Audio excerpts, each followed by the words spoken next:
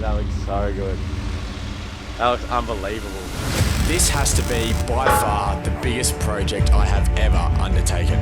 Designing and building my own tray from scratch. Countless hours spent in the shed, welding and grinding, with the hopes to build a tray that will transform this old Patrol into a four-wheel drive that I could only ever have dreamed of owning. Oh, it looks so good. It looks so good. So let's make it happen. Now, before I even look or touch any steel, I need to figure out what I want this tray to look like. Now, before I even started sketching, there was a few key things that I needed this tray to have. So first, I need it to be made out of steel. That's the material that I can work with. I can't work with aluminium, so steel is the go. Secondly, I definitely want a tube headboard. I think they look the best. That's just a personal preference thing for me, but it has to have a tube headboard. I also need the headboard to correctly match the cab. My old tray was super wide, so this one, I'm gonna have to make it so that it's narrow, that it matches the cab. But in saying that, having a narrow headboard means that I'm gonna have to have protruding tube guards. So because I've got a wider wheel track now with the GU diffs, I'm gonna have to allow for that extra poke. So my guards are gonna actually have to sit outside, out of frame of the tray. Now with these things in mind, I'd started drawing up some, real basic sketches with a few basic measurements and things like that. And when I'd settled on a design that I was pretty happy with, I actually started sketching it up in AutoCAD. So what is AutoCAD? Well, AutoCAD is just a very basic modeling software that you can get on your computer, and it pretty much allows you to sketch things to very, accurate dimensions and put it all in scale. And it really helps with the tray designing process because, unknowns where angles connect can be figured out by the computer, and it eliminates any human error in your calculations. One of the big reasons I did this was just to see how the tray was going to fit together, as well as being able to create a really good cutting list so that I could minimize material wastage. Now, one of the key design features when I was sketching up this tray is actually the headboard. Now, because I want to run a canopy, I want the headboard to fit the exact same dimensions and angles of that canopy, just so it looks all streamlined and look like it's, it's meant to be. It's going to look flush and smooth. So I've gotten the dimensions of the canopy that I plan to use, and pretty much based off that and using AutoCAD, I was able to sketch up how my headboard would sit. And that includes using tube bends, radiuses. So obviously, because it's not just square, you got to account for how your bend's going to cover the canopy. So with the measurements figured out of the tube pieces that I need bent to make the canopy sit correctly, I actually got in touch with a local fella who has a tube bender, and he's going to help me bend up some tube. So let's go over there and do that, and then we can finally get cracking on building this tray. All right, so I'm here with Matt, and we are getting some tube bent up for the tray. So Matt was really kind to reach out and say he's got the equipment, he can help us out doing this tray stuff, so really appreciative. So we've got some tube to bend. Now we're standing here next to the bender. Now I'll get Matt to explain to you, what's sort of a bit more special about this bender as opposed to like a cheapo one that you might find. Yeah, so I guess opposed to your real cheap benders, this sort of style bender doesn't squash the tube. Yeah. It gives you nice bend radiuses, and you can get a lot more bends in your pieces as well. So trying to get all your bends on the right plane, all the sorts of stuff that you want. Yeah, that's it. So this is really like when you start to do tube work that actually needs to look good. This has got all like your, protractor, dial gauge, whatever you want to call, compass on it. And yeah, as Matt said, he's got all the equipment here to make sure everything's level. So yeah, this is what we're going to be using. So Matt's going to help us bend up some tube, and if you want to do some tube or some tray building, whatever you want yourself, and you are looking for someone that is willing to do fab, Matt does all sorts of custom fab for four-wheel drives, bar works, bull bars, sliders, things like that. You can check out his Instagram page at Phase Fab. So go check it out. He's in the northeast Melbourne area, and yeah, he might be able to help you out with some work. So let's get some tube bent and yeah, get onto it. Beautiful. All right, so we're back in the shed. We've got our bits of tube now that are bent, and we're ready to make up the headboard. As you'll see in front of me, we've made up like a jig to actually build the headboard in. So pretty much this will ensure that we're working on a level surface, and that when we piece everything together, everything's square. It makes it much easier to get all your cuts the correct length, and much easier to do all your angles. So yeah, through a series of clamps and things, we've been able to get everything cut to length just with the pipe cutters. So all nice flush cuts. And now we're ready to start tacking together this top section. So we've got the precast 90-degree bends. Now the reason I'm using these instead of just a single bit of bent tube is that it's hard to get a radius tight enough with a tube bender that'll suit the canopy that I want to use, and just to match like the cab lines as well. So we're using these, so these are just weld in, so it just means we've got to cut these to the angle that we want, so that obviously we get a flat bit of tube on top that's 90 degrees to our sides. So that's what we're doing now. We're just going to make up a few of these, and then we can do the rest, so it should be pretty easy. With our elbows cut to the correct angles, we could finally start piecing together this headboard. 1469. By using a jig to form up the headboard as well as a lot of clamps, it ensures that when we piece it together and tack it together, everything stays square and in the place that it should be.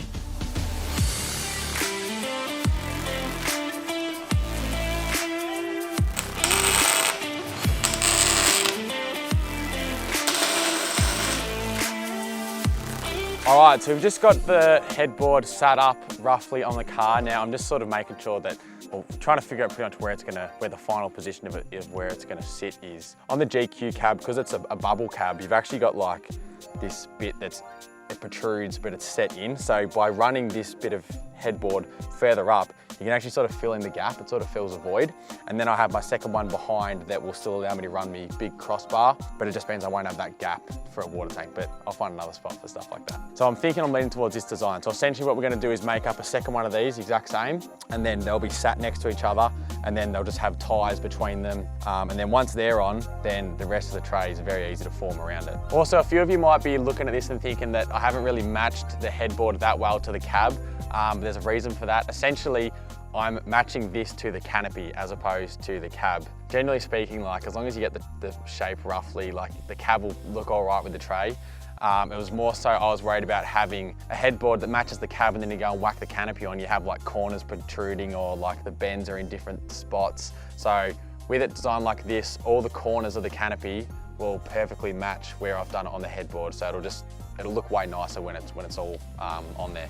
So let's make up another one of these, I reckon. This is another great reason why a jig is awesome for tray building like this. It means that I can easily replicate the other headboard without any measurements required. With our second headboard complete, it was time to tie them together. To create the ties, I'm using 32 nominal bore tube, which is slightly smaller in diameter than the previously used 40 nominal bore. Because I'm joining two tubes together, I need to notch the end of the tube to ensure a secure fit. Most people do this with a tube notching tool, but because we don't have one, we're using a hole saw bit in a drill press, which will ensure that all my cuts are square.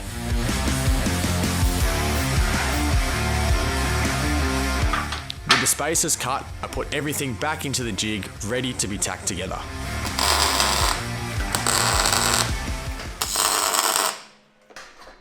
All right, so we've got the headboard sitting mocked up on the car now. As you can see, we've gone through and put all our ties between. So that's got it at the right spacing that I want, and it's given it the overall, thickness that it's gonna sit at. So yeah, looking good.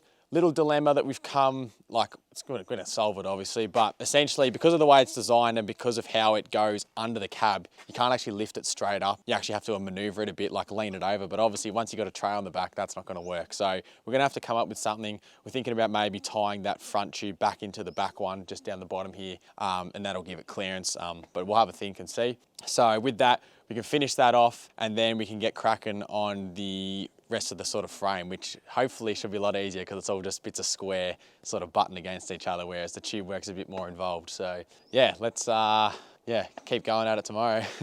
Next, it was time to make up the crossbars that were going to give the headboard its strength. Because the tube had to intersect at a bend, it meant there was a little more to it than just putting it in the drill press. It also required me to use the grinder for some manual notching. It was crucial in this step that all our crossbar pieces were cut exactly to length. If there were any gaps between the crossbar pieces and the headboard when we went to weld, it would cause the headboard to shrink. We also solved our clearance issue by cutting and rotating the lower part of the inner headboard to meet flush with the outer headboard.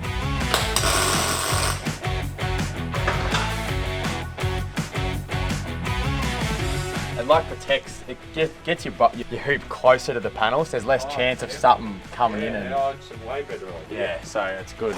You want to get it as close as you can, because otherwise people will see down that line. But because I've got this, it actually almost does, in a sense, you can actually afford to have it spaced off the cab a little bit more, and you won't actually see it like you would if it was just a single headboard. So, and it actually worked out pretty too. These tubes pretty much cross right behind the headrest, so all your vision area is still open. With the headboard sitting exactly how we wanted, we could go and weld off all the joints.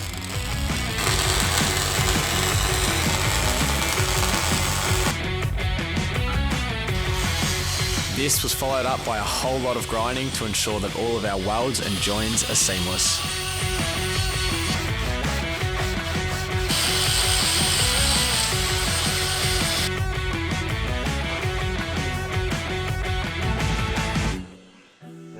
Part of the headboard design is to have it join the chassis at the bottom. This will give extra rigidity to the whole headboard and tray in addition to the other existing tray mounts. For this, we used a technique sometimes known as fish plating, where two bits of metal are utilised to join the headboard to the chassis.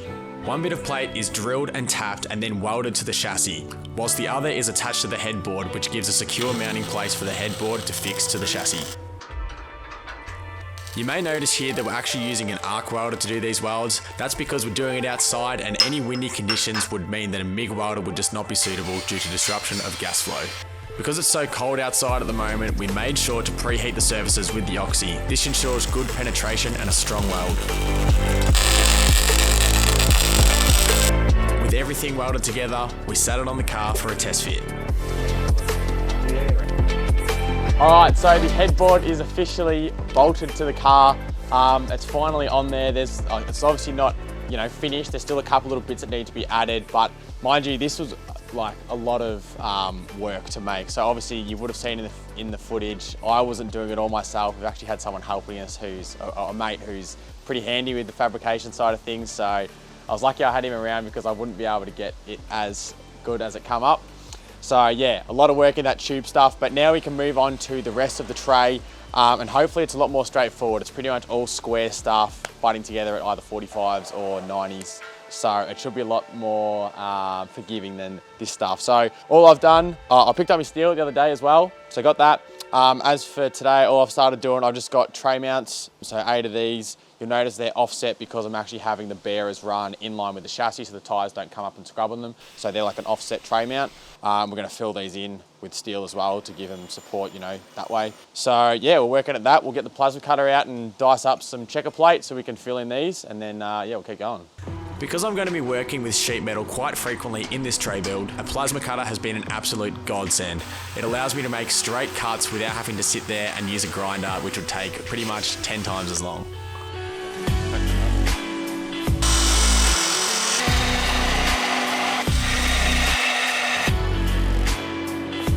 So these infill plates, essentially, let me go get an actual tray mount. Well, because we're just using SHS, although it's like 3 more thick, it's strong, it still potentially could fold like this way or squash. So this, if we weld this in like so, that's going to act as like pretty much a brace. And not to mention it also stops dirt from traveling through, it stops from you being able to see through, and you just have your bolt back in behind there. It just looks neat as well, so yeah, that's pretty much why we're doing it. So that looks so sweet. With my tray blocks made up, I can move on to completing the headboard with checker plate infill. This involved adding another 2 horizontal braces that would act as a top and bottom for the checker plate infill. Again, because these tubes aren't joining at right angles, it involved a lot of manual notching with the grinder. It became apparent very quickly throughout this tray build process that the key to getting a good tray is to measure everything super accurately. I think we spent more time measuring and checking things than we did actually fabricating. It is absolutely crucial that everything lines up if you want it to look good. Any slight differences in lines that are running side by side or sections not joining together at 90-degree angles will be noticeable, so ensure you get it all right by measuring twice and cutting once. I was then able to cut out my infills with the plasma cutter. This was a sort of delicate process just to make sure everything fitted correctly. You really want to minimize the amount of gaps between your materials, otherwise welding will cause them to shrink and move. All right, so we've got the headboard set up on the Patrol and it looks bloody awesome if I don't say so myself. It all fits really well. The checker plate and all the stuff where we put it in, it sits at a great height, so obviously we're not impeding any rear vision. It's at a good height where it's going to protect the cab. And so pretty much now we've got to start on like all the tray, like the floor and the frame and such. So to start with, I already showed you before, I think we've cut our tray mounts and we're going to weld them in so that they're nice and structural. Our bearers, now first thing you'll notice about these is that they're actually galvanized. So a lot of people tend to just use blue steel when they're building a tray, and that's because generally they're buying the material. You might have noticed at our house we sort of have a lot of crap around, and so Dad's hoarded a lot of steel over the years, and so I've opted to use gal.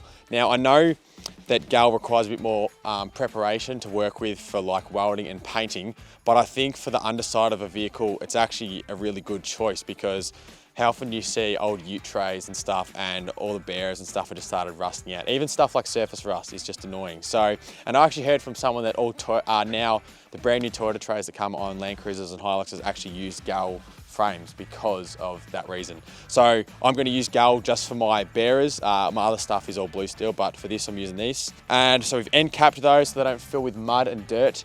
And now it's pretty much a matter of sitting these on the car with the tray mounts and just sort of squaring everything up and yeah, making sure everything's sitting right before we start tacking it together. Because as soon as we start tacking it together and we tack this to the headboard, it's one unit and we don't want to have to separate it again. So we've got to do it all properly. That's pretty much where we're at. So we'll set all this up on the car, then we can tack it together and then we can start doing all the other bits to get the floor on.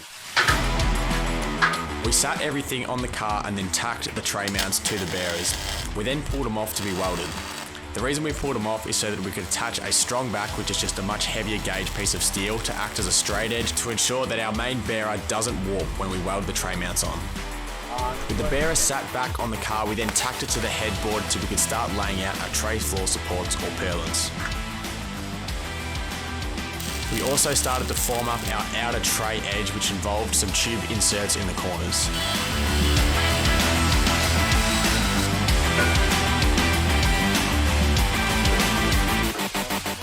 If you haven't figured it out by now, having clamps is an absolute essential for tray building. They are literally invaluable, so make sure you've got at least 10. We probably used even more than that, to be honest. Now it's starting to look like a tray.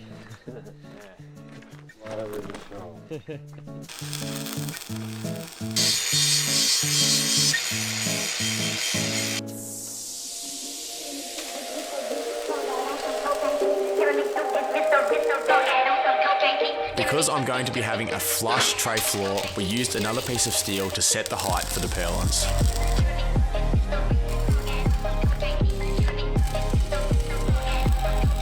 All right, so as you can see, we finally got this thing looking like an actual tray. So as you saw there, we got our bearers fixed to our tray mounts. That allowed us to then sit on our rear purlin, and that allowed us to square up the whole thing, and then we were able to put the sides on. As you can see with the sides, we've got our rounded tube inserts, and not only is this gonna look awesome because it merges it all in, it's gonna give us a nice finish, and it's just makes it so much easier to build off. It's gonna look the best, and it's actually pretty structural too, having this inserted into the frame of the tray as well. Also got our purlins sitting on, they're all tacked down, and so pretty much next we can start thinking about, you know, floor and guards and tailboard. Specifically, I'm actually going to do the guards next and the tailboard because tonight I'm heading over to Matt from Face Fab. He's helping me bend up the guards. Now that it's all sitting this, I can get final measurements and dimensions to know exactly where I need everything to sit. So I'm going to quickly go draw that up and then head over there, get some stuff made, and then the next thing we can do, start getting the guards on, and should we get looking pretty good. So let's just keep getting straight into it. After getting some more tube bent up with the guys from Face Fab, I decided to get a start on the tailboard before moving on to the guards. When making the tailboard, I used a similar approach to that of the headboard, utilising a jig to ensure that it lined up correctly with the tube inserts that I've moulded into the tray frame. When it came to forming the guards, it was quite an in-depth process to ensure everything lined up correctly. Often you'll see people create tube guards just as a single piece, but it can be very difficult to get your planes sitting perpendicular and ensure it all lines up level using a bender.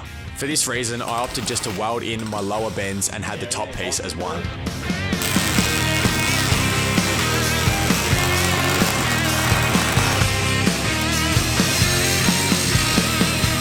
To match the rest of the car, I'm using a checker plate infill for the guards. The infills are going to be done in one continuous piece and so need to be rolled to match the profile of the guard. Often this will be done with an actual sheet metal roller, but we don't have access to one, so instead we're using heat to bend and form the guard. To achieve the high intensity heat required as well as be cost effective, we're using a mixture of LPG and oxygen to adequately heat the guard. We marked out chalk lines to follow so we could evenly heat the steel and achieve a nice smooth radius around the guard.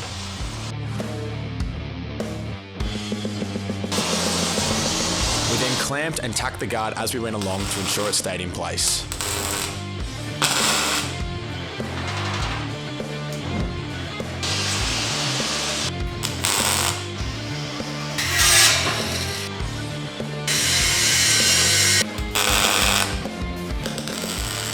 You may have noticed throughout the course of this tray build that we preheat all the metal before doing any structural welding. By preheating the steel, it raises the overall temperature of the material. This results in a slower cooling rate which prevents cracking and warping. With the guards welded off, we could do a test fit to mark out where we had to make a checkout so it could slide up under the tray.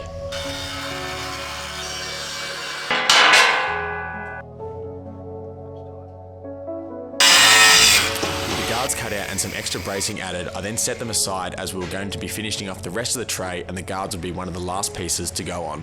All right, so we've just driven the car in under the hoist because we're gonna get ready to lift the tray off for all the final welding. As you saw there, was working on the guards, stuffing around. We still haven't got them fixed yet, but we'll be able to sit them on easy as once the tray is off the car. That's no dramas at all. So we're gonna work on getting the tray off the car so we can go around and weld everything easily. Now before we lift it off, because obviously this whole thing's pretty much just tacked together, it's obviously not that strong, so there's no sort of, it could just crumple essentially if we lift it off. So we've got to go around and weld a few things first. So we just got to weld where the outer rails meet the headboard. We're going to complete weld them. We're going to weld where the purlins meet the bearers, all those ones, and a few more obviously around the back here near the tailboard. Not everything, but just so that it's sturdy so that when we lift it up off the frame, it pretty much doesn't want to split in half. And then once it's off, we can go around and pretty much zip along every single other weld. So yeah, getting close, let's do it. With the majority of the structural welding done on the tray, we then added in the infills for the tailboard. While I still had access, I also added provisions for under tray toolboxes, which was just some brackets with some nuts, as well as some 10mm plates that I would bolt the canopy down to, as it's much stronger than just bolting through the thin checker plate floor.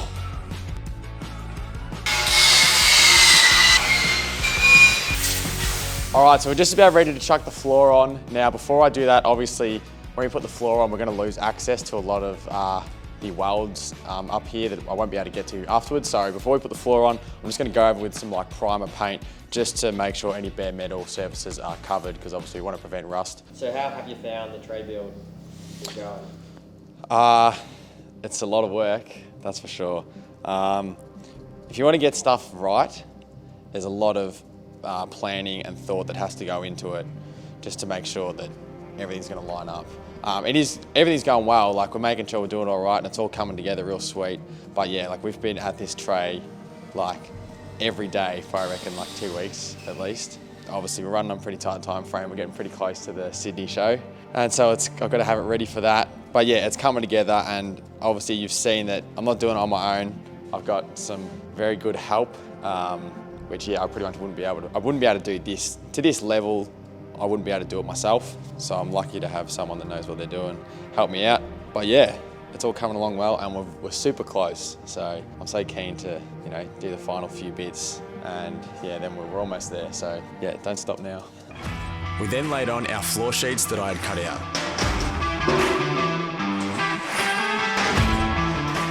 Because the sheets I'd cut out were quite a tight fit within the tray, we had to use the grinder to open up a gap that would allow us to penetrate through to the purlin that lies beneath the joint.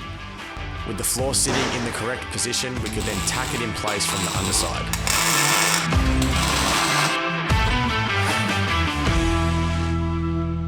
We then tilted the tray upright to do the perimeter welds of the floor. The reason we tilt it up is that when you perform long welds, it's good to use gravity to your advantage, as the weld naturally wants to flow down. A weld of this length would generate a lot of heat and potentially cause warping. To prevent this, we made sure to preheat the metal as best we could, and also added a strong back which would help prevent warpage. We repeated this process for the joints along the width of the tray. You'll notice that we use a straight edge clamp to the tray to help guide the MIG welder. This ensures a straight weld and you don't run off course. For a joint of this length, we made sure to stagger the welds. We marked out sections of about 100mm long and then interchange between from top to bottom, making sure to skip areas. This helps distribute the heat and prevent warpage.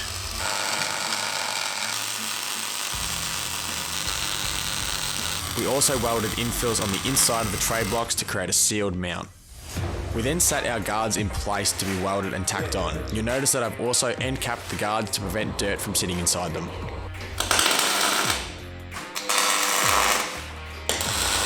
With the guards welded securely to the tray, I then made up the rear tie-down rails as well as an infill plate for the fuel filler. All right, so we've got the tray up on the hoist. We've finished all the welding. We're just about to do our final check fit onto the Patrol, so I'm gonna back it in here in a second. But yeah, it's looking absolutely awesome. It's come together so well. Yeah, all that's left to do is, you know, go over with the wire wheel and clean things up before paint. But yeah, everything's gone on so well. Like, the guards come up awesome. Looks really smooth, fits in well with the tie rails. Yeah, I'm so stoked with that. I can't wait to see some paint on it. Because once you put paint on it, everything just blends into one. All these like nice smoothened bits of tube where they join all just flows into one. So yeah, it's gonna look absolutely unreal. Obviously, a couple of little tiny things to do. Like I've got to drill a few holes here and there for some lights and things like that. But other than that, she's pretty much done. So anyway, we'll get the Patrol in here. We'll drop it on. Hopefully it still fits and nothing's moved too much because there's been a lot of heat gone into this with all the welding that's happened. And so, yeah, hopefully she still fits up, but I reckon it will. So let's do it.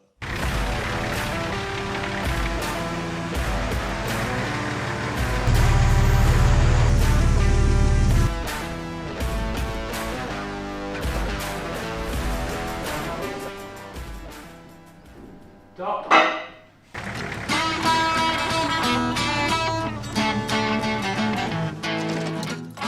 Oh. Yeah, that looks good. That looks really good. That looks bloody awesome. Yeah, they look too small, those wheels. Yeah. No, it looks bloody, it just fits, yeah, so well, especially the headboard. I think the headboard makes it. Yeah, it's a heaps, that's heaps. Yeah, so that'll that'll look a bloody grouse with them on. Yeah. All right, so she's on the Patrol. The tray has passed the fitment test. We didn't have any issues with anything. It all lines up as it should, which I don't know, I'd hope so, because we're pretty particular about getting it all right. So, but yeah, it looks absolutely awesome. I'm so stoked with it. Everything just fits so well. It fits the car so well. Obviously, we're sitting on the 33s at the minute. Still waiting to get the 35s on. Once they're on, they will fill out the guard so much better. Even then, like, it's still just good to have clearance anyway. So yeah, it's awesome. Obviously, it's still not ready yet. So a lot of these welds, like, although they're good welds, they just got to be ground back flush just with the floor of the tray, just because when I sit the canopy on here eventually, I don't want that to be like a ridge that the canopy rests on. And then pretty much hit the whole tray with the wire wheel prior to painting. So and then we're going to get Brett around again, who helped me paint the cab, and he's going to come and help me go over the top just with the same paint used on the cab. So we've got the primer there and the top coat, and once we've done that, it should come up a treat. So yeah, it's looking like a ute now. So let's keep doing it. That's so awesome. Happy with it, very happy. I went over the whole tray, the welds and all, with the grinder just to smooth anything out, and then the wire wheel to help eliminate any splatter that may have occurred. All right, so we've got the tray here set up in my makeshift booth. Now, we are getting ready to paint. I've got the boys again from Sherwin-Williams Automotive, so Adrian and Steve are here. They're helping us paint. And yeah, it's as good as it's gonna get. I've done a fair bit of prep to it, so hopefully it should come out looking mint. We are using, again, the Valspar industrial mix. It's the exact same stuff we used on the cab and the body. We had stuff left over, so it made sense to use it. So it'll be a perfect color match. It's gonna be an awesome finish. And yeah, it should turn out a treat. So we'll let the boys get in here and do their job. And yeah, it should be coming up smicko in no time. So let's get into it. Similar to when we painted the cab, the boys started with the epoxy primer, which is good for sticking down on bare metal surfaces like the tray, and then from there we can run over with the top coat. Between coats, we also added some caulking to some of the gaps in the tray, and these will be covered up and look seamless with the top coat.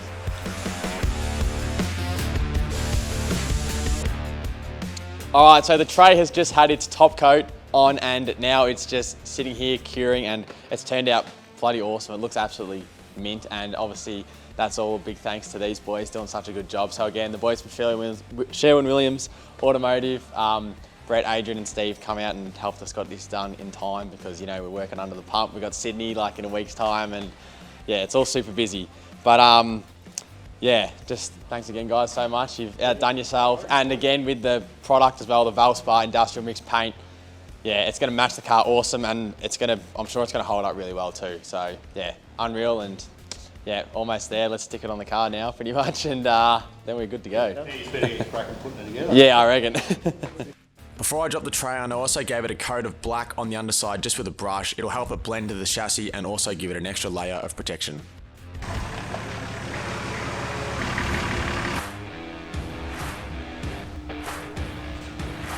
So there should be 4 long bolts based on everything else. All right, so we've got the tray bolted on the Patrol, fit up perfectly as it should. But before we go and show you what it looks like on the car, we've got a few little things to do. So I've got tail lights, number plates and things to go on, and we're also going to be chucking the 35s on because we've got that issue sorted out. So I've got Dan here because my wiring or electrical capabilities aren't, like they work, but I trust Dan to make it neat. So I brought him along, so he's going to help me out. I'll quickly show you the tail lights we're using. So I sort of splurged just because, you know, it is the dream build after all. And I got some really good LEDs for the tail lights. These aren't cheap. These are like Maxi Lamp, proper brand. Like these are pretty much truck tail lights, but they look the best in my opinion, and they're super sturdy, all sealed. So yeah, they should fit right in. I reckon they're gonna look bloody mint. So we'll do some wiring stuff and then we can show you the car. One of them on that side.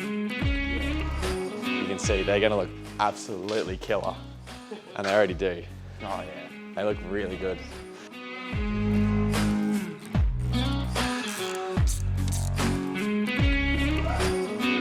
Oh! Yeah, they look sick. They look really good.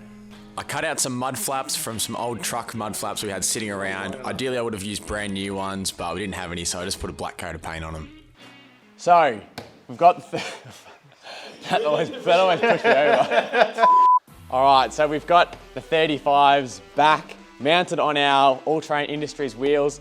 You remember last week we had the issue where I didn't quite get the right ones. They didn't fit, but ATR was super good. They literally sent out the correct ones the next day and they rocked up straight away. So I did test fit these ones this time, so I know they fit.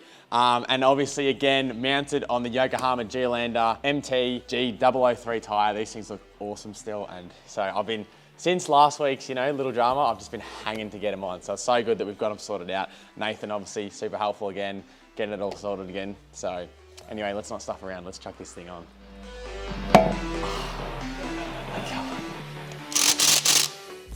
That looks so good.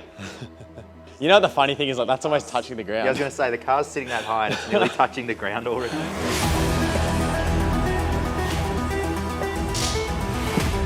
Oh, yeah. That's pretty mean.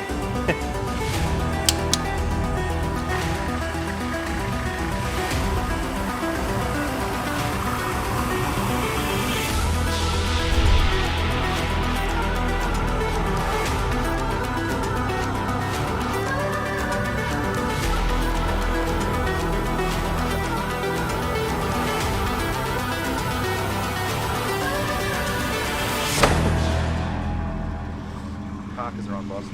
Oh, that looks so good. That looks unbelievable. It looks absolutely amazing. Can't believe what it's come from, like what it's changed into. If you had a look at the car it was before, you just think you'd think it was a different car. You can say it drove into that shed as a rusty, faded, peeled paint, leafy TD42U, and it drove out as that. Drove out as that, man. Oh, it looks so good. It looks so freaking good. This is the thing now, seeing it this clean, because obviously in a couple of years' time, it's going to be dirty and have marking, and you'd just be thinking, I wish I could take it back to when it was like That? Mickey. Oh, well, that's all part of it, I guess.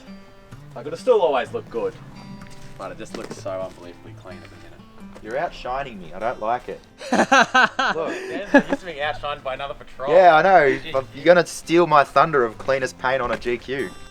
All right, so we got the tray mounted up to the car. We've got the 35s on, and it just looks unbelievable. There's literally no other word for it. I can't believe what the car looks like now compared to what it, looks like probably like 8 months ago or so, the old Leafy.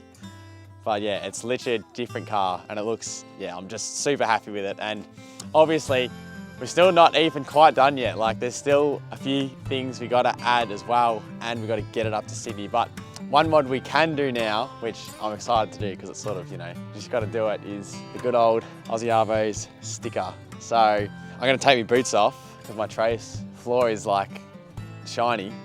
Jump up. So if you want to get yourself an Aussie Arvos sticker and support what we do, you guys all make this possible for us. Stuff like this, wouldn't be possible without you guys. So if you want to support, AussieArvos.com.au, $5, free shipping Australia-wide. And now let's see if I can not butcher the sticker placement on my brand new Patrol. That's pretty good.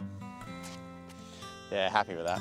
All right guys, so that is a wrap for the tray build. Now, I hope you all enjoyed this. It's a lot of work, but yeah, I reckon it came out absolutely mint. So make sure you stay tuned for next time because we are not done. Obviously, we still got to wrap some bar work on this car and a few other little things. And most importantly, we've got to take this thing on its maiden drive all the way up to Sydney for the Sydney 4-Wheel Drive Show. So stay tuned for that. So get subscribed, give this video a like, and we'll see ya in the next one.